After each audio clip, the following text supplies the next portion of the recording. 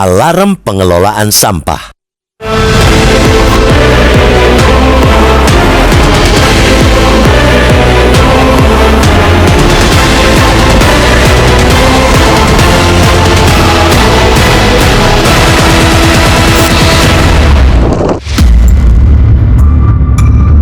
Bali, kata Presiden Prabowo Subianto, merupakan etalase Indonesia di mata dunia.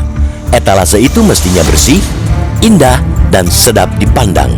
Tak boleh kotor, apalagi penuh sampah, karena Bali merupakan wajah Indonesia di panggung global. Kotornya Bali, terutama di kawasan pantai, jelas mencoreng citra pariwisata Indonesia di mata para pelancong.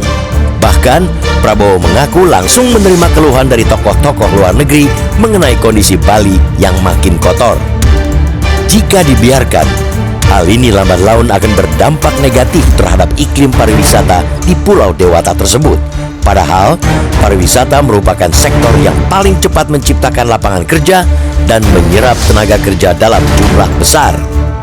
Namun, sektor tersebut tidak akan bertahan apabila lingkungan, khususnya destinasi wisata unggulan seperti Bali, dibiarkan kumuh dan kotor.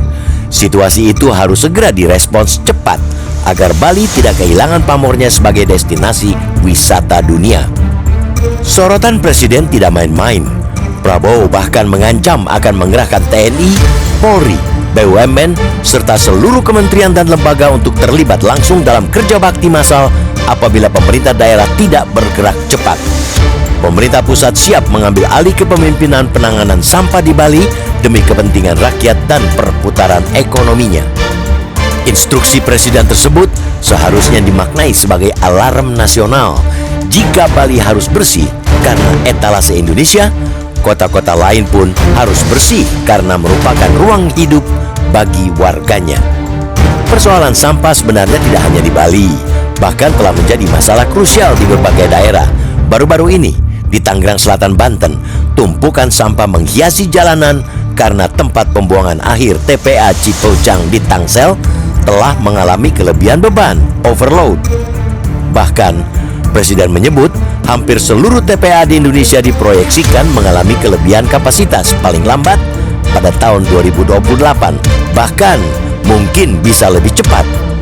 Untuk menjawab tantangan tersebut, pemerintah akan segera memulai pembangunan 34 proyek waste to energy di 34 kota pada tahun ini. Selain pembangunan infrastruktur, Presiden menekankan pentingnya sinergi seluruh pemangku kepentingan baik pemerintah pusat maupun daerah dalam mengatasi persoalan sampah secara menyeluruh. Pencanangan gerakan Indonesia Asri, aman, sehat, resik dan indah oleh Presiden juga mestinya dibaca sebagai penegasan arah. Negara ingin menghadirkan ruang hidup yang layak, tertib, dan manusiawi bagi warganya.